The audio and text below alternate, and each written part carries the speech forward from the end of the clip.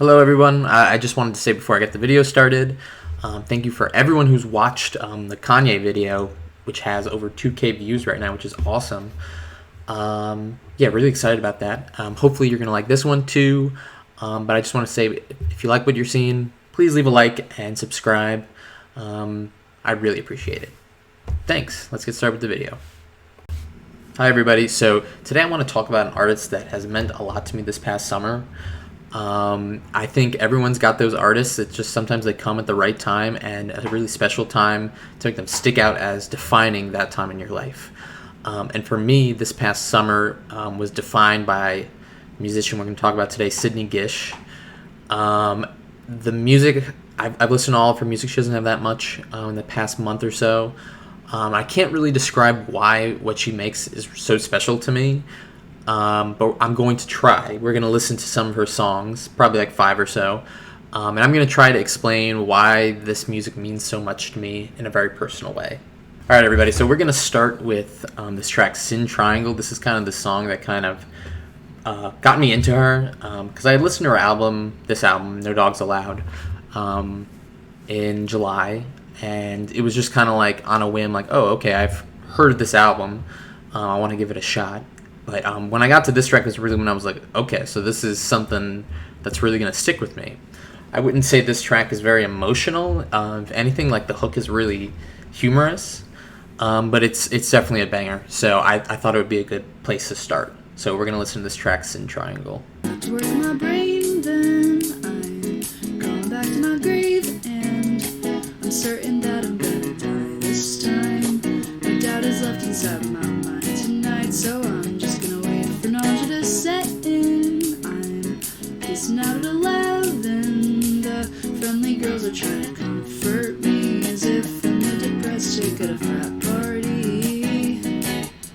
Two-faced bitches never lie, and therefore I never lie. Diagram this in triangle for me tonight, because I don't know what to say. A sickness by another name wouldn't be sweet either, but with love it would at least look much more tame. I've got to work my face now. I'm wearing shades and it's dark out, but don't you worry, I'm just being cool, like everybody else around this school. And maybe I wanna see him, but then again I'm an isolationist and on an accident unlike Japan, before they went and traded stuff to other lands. And two-faced bitches never lie, and therefore I never lie. Diagram this in triangle, but the biblical kind and not a sign, because I don't know what to say. A sickness by another name wouldn't be sweet either, but with love you would at least lighten up suck. What do we mean when we talk about personality? What is your personality? It is the way you get along with other people around you and with your changing environment. Two-faced bitches never lie, and therefore I never lie. Diagram this a triangle, but the biblical kind and not sign, because I don't know just what to say. But no sickness by another name wouldn't be sweet either, but with luck it would at least lighten up suck. Some bitches never lie, and therefore I never lie. Diagram this a triangle for me tonight, because I don't know just what to say. When a sickness by another name wouldn't be sweet either, but with luck it would at least look much more tame. Wouldn't be sweet either, but with luck it would at least look much more tame. Yeah, so that was the track, Sin Triangle. Really, like, catchy, so catchy, if you ask me. This, as I said earlier, this is the track that kind of made me really pay attention to her. But as we'll see, it's so I would say a lot of time it's hard to explain why some music is so special to me. There are albums like Yay, which I feel very confident in explaining why they're special to me because there's very tangible reasons. Thing is, with a lot of music, it's not tangible or concrete. I can't point to something in this song or in any of the songs we're going to listen to and be like, this is why this song will be really special to me for a really long time. But even just as we're getting into like what I'm going to be doing in this video, this track really brings a sense of like a very warm presence.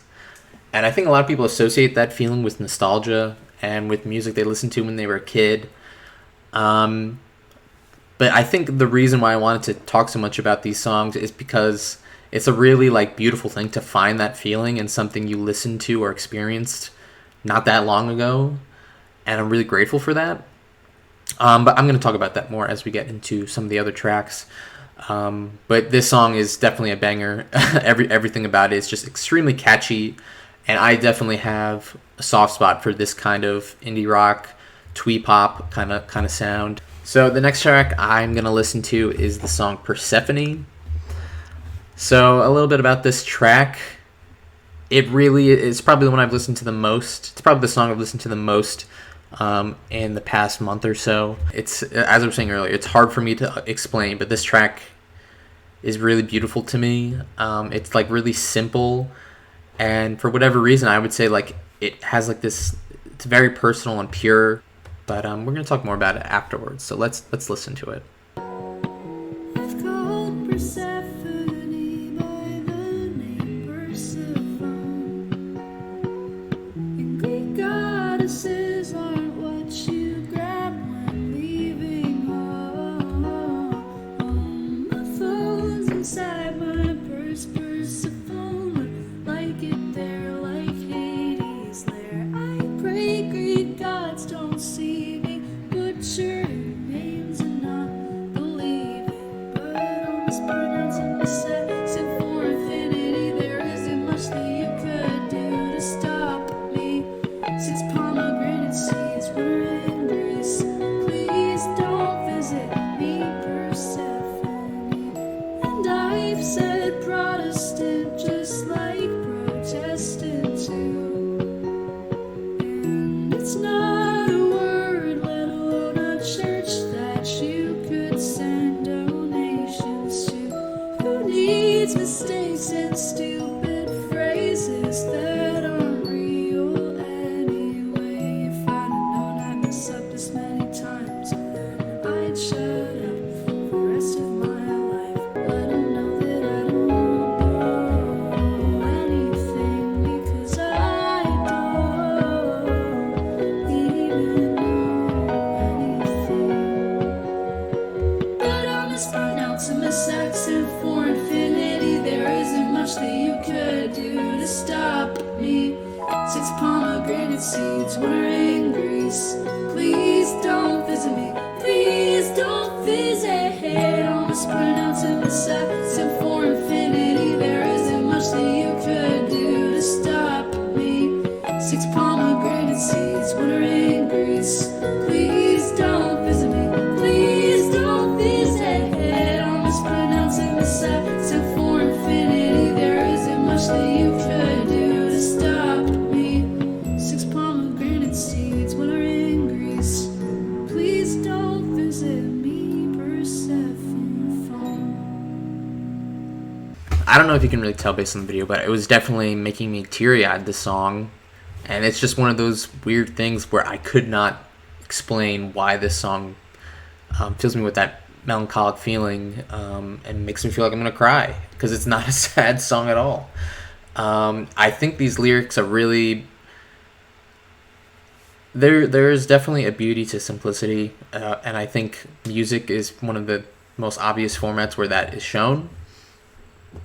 This song isn't about any extremely extravagant topics. It's about mispronouncing a word that I'm sure most of you aren't saying very often. But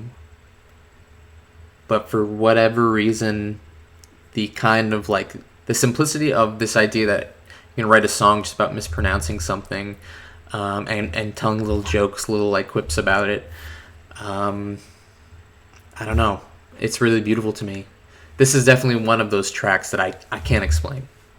But I think that's beautiful, and I think that's awesome that there is music like that. You can't explain why it's special. You can't break it down mathematically or lyrically. Which, I think many people would say, well, what's the point of reacting to something and sharing that if you don't have anything really to say about it? Which I understand. But I don't know. I feel like this shared experience will hopefully like portray why this song means a lot to me, kind of stand as that. All right, so next I'm going to listen to another all these tracks from No Dogs Allowed, but her 2016 album is also really good. But this album was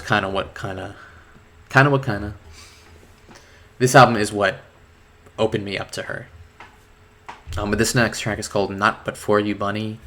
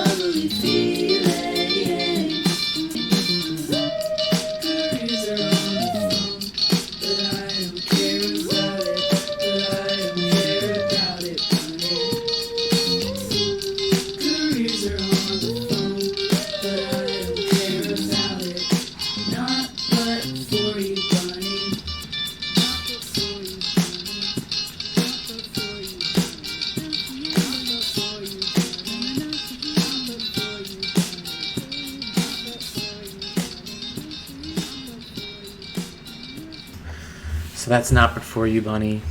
As you can see on the Genius lyrics, there are no annotations. So if you wanted to use that as like a way of figuring out what's going on, there are no options to do so. And this is kind of, I guess it's similar to Persephone in that there are literal things happening in this song that I have no idea what they mean or what their purpose is. And I think what makes that meaningful for me is that I don't think they have to have a purpose.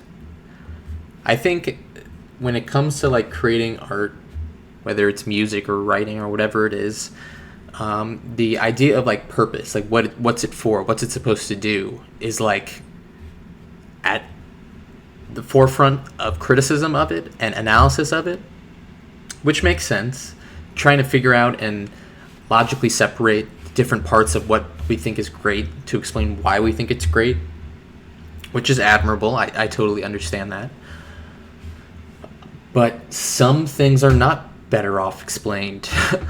I would say when it comes to this song, what really like opened it up to me and like made it feel like such a beautiful and connected song was the live audio tree version that it's on Spotify. But at the end of that version of the song, she's really kind of screaming and very like emotionally singing these last lines. Careers on the phone, but I don't care about it. I don't care about it, Bunny. And that, I don't know. I don't know what that really means or who Bunny is. But it like hit. It really hit me. So the last track I'm going to talk about is track 12. There's a 13th track, but this kind of feels like the closing track of the album. Track 13 is more like an encore. The track Imposter Syndrome, where we'll see a little bit of reference to why the album is called No Dogs Allowed. I still don't fully understand why it's called that, but there are some references to it in this track. So let's give it a listen. Unfortunately, I am my own dog, my fur companion, my own old lady on a forum who types in glittery decorum. Unfortunately, I take myself out walking every day, and I hand my legs to the feet, and I give my head to the leash. Every other day I'm wondering, what's a human being gotta be like? What's a way to just be competent? These sweet instincts ruin my life. Every other day I'm wondering, was it a mistake to try and define what I'm certain's mad incompetence? These sweet instincts ruin my life. I can't smell well lips all the time. Not K through 8 nor K-9.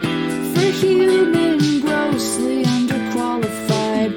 For canine, grossly overqualified. I don't blend in at PetSmart, and that truth remains for the Walmart.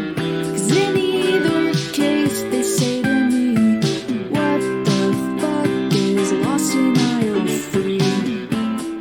Every other day I'm wondering, what's a human being gotta be like?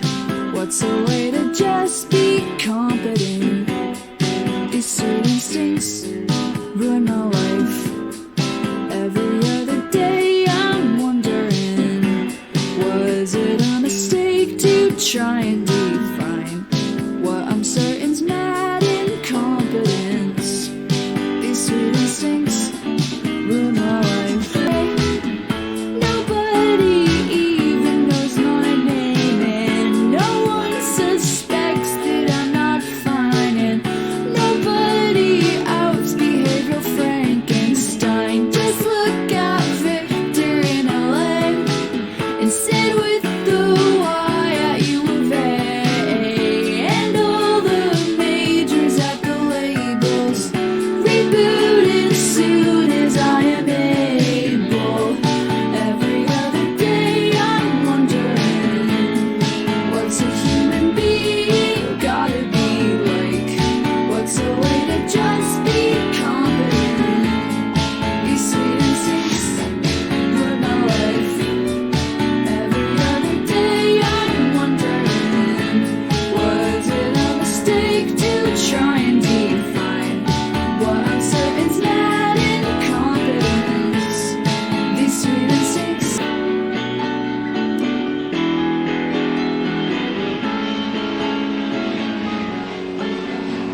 Attention passengers, we've now reached our destination. We hope you enjoyed the flight and have a nice day. Yeah, so that's Imposter Syndrome. I would say this track has, as I said earlier, this track has the most obvious lyrics as far as they make the most sense to me. As in comparing herself to a dog and comparing her behaviors as a human and as a dog, and saying that she doesn't fit in either. which I think is really that, I think it's a common metaphor, just this feeling of not feeling right, not feeling like you belong where you are. And I think what really makes me relate with these lyrics at this point in my life is that basic melancholy. I've had a lot worse times in my life, where things could be described by something super sad. There's been music that is extremely sad that is connected with me, and reminded me of those times where things were horrible. But I think the music that you remember for the middle times is important too. I would say, like, the second verse. I like a lot of these jokes that she's throwing in here, kind of in like a very cutesy way, like telling the audience that she messes up a lot. She doesn't feel like she fits in a lot of the time, and she's an adult. I don't know if what I mean by that makes sense. But I'll say this album that Sydney released, No Dogs Allowed, it came out a while ago now, 2017, I believe. And I think if I had listened to this album in 2017, I don't think it would have connected on the same way. Because I feel personally like I'm in a similar place as Sydney's describing on this album. This chorus, even though it's not, like I was saying, it's not the end of the world to wonder what's a human being gotta be like, what's a way to just be competent. The most basic of things is something that I often am wondering too, just kind of looking back and like, what am I doing? And sometimes admiring those little things, and sometimes being frustrated with them, and sometimes letting them kind of consume my thoughts, but sometimes I make jokes about them like she does in the verses. And I would say this comparing herself from a human and a dog, I think is really interesting, because I think stereotypically dogs are seen as happy, just beings of happy. They're always happy, and just excited about every single thing that happens in life.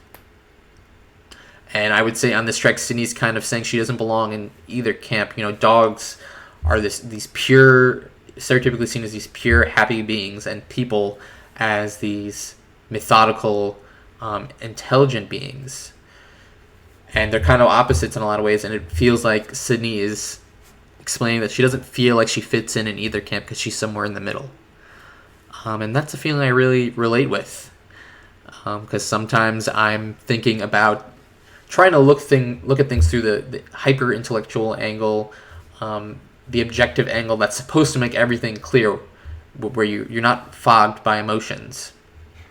But obviously, I would say that's impossible. Even though times in my life I just thought that was the best way of going about things. And on the other hand, there are times where I felt like the best way to move forward is to just focus on the now, focus on that pure happiness feeling, without thinking. And that is also led to a lot of issues, and it's an impossible feat to accomplish. And the thing I wanted to point out the most about this album, when it comes to the fact that I relate with a lot of what Sydney's saying, and I'm pretty sure the age I am now is where she was at the time of releasing this album, is that Sydney hasn't released any music since this. 2017, this is 5 years ago. And I don't know. I don't think it really matters exactly what Sydney's been up to. It's her life.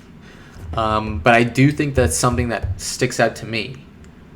That Sydney was able to kind of walk away from something, even though that's what she's supposed to be. She's a musician, But she was able to walk away, and she's still living her life. And she's, I would hope, finding fulfillment, even though it's not public. And that's something that really sticks with me. I think a lot of people, when we have something, we wish we didn't have it. When we don't have it, we wish we had it. And I think I'm trying to kind of admire and love the kind of the privacy I have in my life, and the fact that making these videos, talking about my love of music is a personal thing in a lot of ways, and just kind of cherishing that, because I think that's important for everyone. Your happiness doesn't have to be dependent on creating something out of it. It can just be happiness. Or maybe that sharing, this is what I would believe, that sharing of that happiness is something that is meaningful in itself. Even if you don't make money off of it, even if you don't explode with popularity out of it, sharing things, experiencing things has value in itself. Yeah, so I hope you guys enjoyed the video and enjoyed these songs. I hope you check out Sydney's music because she's really great. So I'll see you guys next time.